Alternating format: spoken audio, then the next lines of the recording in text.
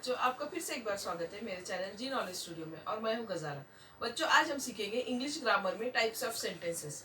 But आज का ये वीडियो शुरू करने से पहले मैं अगेन आपसे रिक्वेस्ट करना चाहती हूँ कि अगर अभी तक आपने मेरे चैनल को सब्सक्राइब नहीं किया है तो प्लीज़ मेरे इस चैनल को सब्सक्राइब जरूर करें, और साथ ही साथ मेरा ये वीडियो और मेरी टीचिंग आपको अच्छी लगे तो इसे लाइक और शेयर करना भी ना भूलें। तो बच्चों, first of all there are mainly four types of sentences in English.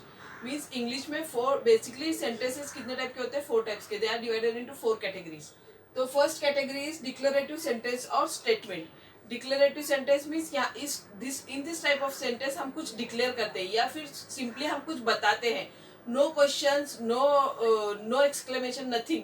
तो इस सिंपल टाइप के स्टेटमेंट को बोलते हैं declarative sentence. Second one is imperative sentence. Imperative sentence means it is also called as a command. Command means हम किसी को command देते हैं, means हम किसी को कुछ करने के लिए कहते हैं या हम in other words हम उसको order देते हैं. That is called as a imperative sentence. Third one is interrogative sentence. Interrogative means asking questions.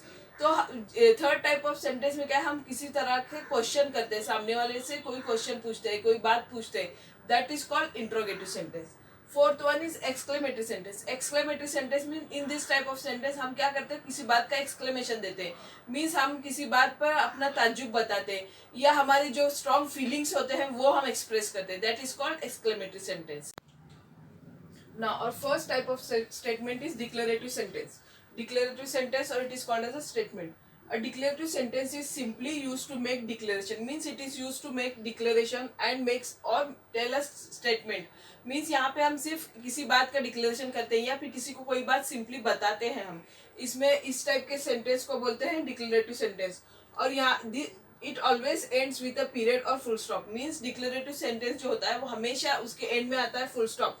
Full stop means this type of dot. It is called as a period, or in other words in our day-to-day language it is called as a full stop. So always ends with a full stop.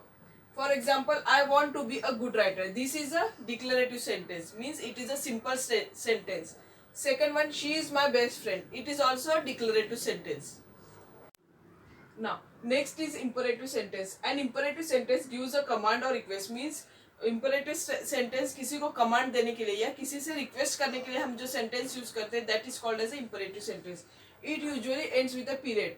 Means mostly imperative sentence जो होता है वो period से या full stop से end होता है. But in some condition it can end with an exclamation mark. But बहुत कुछ कभी कभी कुछ ऐसे कंडीशन होते हैं जिसमें इम्परेटिव सेंटेंस को हमें एक्सक्लेमेटरी मार्क से एंड करना होता है. For example, please sit down. Please sit down ये क्या है? It is a request. Please यहाँ पे ये वर्ड प्लीज यूज हुआ है तो इसका मतलब ये रिक्वेस्ट है. तो it is called as a imperative sentence. Secondly, I need you to sit down now. ये क्या है? यहाँ पे ये कमांड है. मीन्स अभी यहाँ पे क्या बोल रहा है कि मैं चाहती हूँ कि आप अभी का अभी बैठ जाओ. तो यहाँ पे ये है, ये क्या है? कमांड है. तो it ends with a exclamatory mark.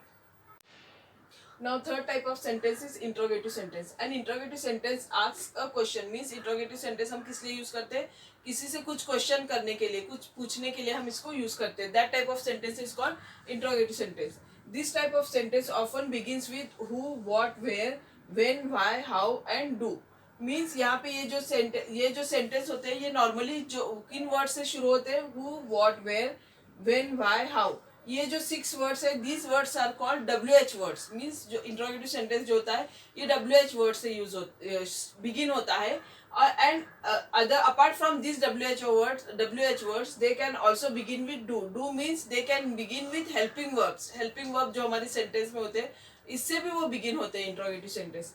And it always ends with a question mark. और an interrogative sentence always means हमेशा क्वेश्चन मार्क से एंड होते हैं. तो जब भी हमें कोई सेंटेंस दिखाई देगा अगर उसके एंड में क्वेश्चन मार्क है तो विदाउट एनी फर्दर थिंकिंग हमको ये आइडेंटिफाई होना चाहिए कि दिस इज अ क्वेश्चन. तो हमें समझ जाना चाहिए कि ये क्वेश्चन टाइप है, क्वेश्चन है, and it is an interrogative sentence. For example, when are you coming back. This is a question. आप वापस कब आ रहे हो? It ends with a question mark. Now second one is how are you feeling now. मतलब आप कैसे feel कर रहे हो? It is also ends with a question mark, so it is called as an interrogative sentence. Now last type of sentence is exclamatory sentence. An exclamatory sentence is a sentence that express great emotions such as excitement, surprise, happiness and anger. Means exclamatory sentence हम किस लिए use करते हैं, हमारे emotions जो express करने के लिए हम यूज करते हैं एक्सक्लेमेटरी सेंटेंस को।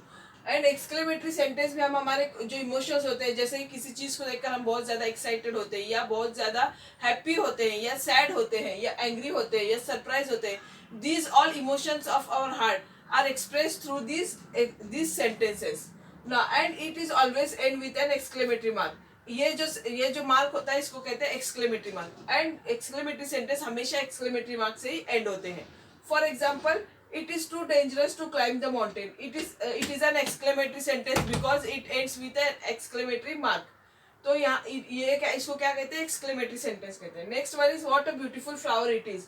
तो this is also an exclamatory sentence simply because यहाँ पे ये एक्सक्लेमेटरी मार्क से एंड हो रहा है। ये देखते हैं, हमें समझना चाहिए कि it is an exclamatory sentence.